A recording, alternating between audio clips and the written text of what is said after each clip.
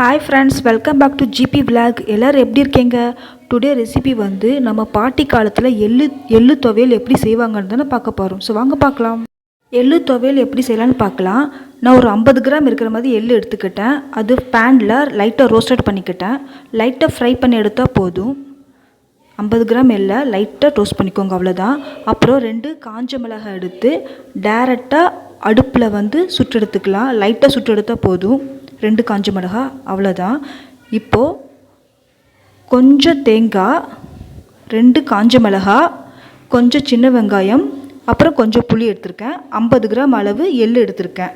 So இதுதான் எள்ளு துவையல் செய்வதற்கான தேவையான பொருட்கள். இப்போது நான் கொஞ்சம் தேங்காயையும் காஞ்ச மிளகாய், சின்ன வெங்காயம், புளி இது எல்லாத்தையும் இந்த 4 ஐட்டத்தையும் நான் மிக்ஸி ஜாரில் சேர்த்துக்கிறேன். சேர்த்துட்டு கொஞ்சம் உப்பு போட்டு நான் குறை அரைச்சிக்கலாம். ஃபஸ்ட்டு இந்த 4 ஐட்டத்தையும் குறை அரைச்சிக்கலாம். அதுக்கப்புறம் லாஸ்ட்டாக எள்ளு சேர்த்து அரைச்சா போதும். குறை அரைச்சாச்சு. இப்போது எள்ளு சேர்த்துக்கிறேன். எள்ளு சேர்த்து கொஞ்சமாக தண்ணி விட்டுக்கிறேன். கொஞ்சமாக தண்ணி விட்டு இதையும் குறை அரைச்சி எடுத்துக்கலாம்.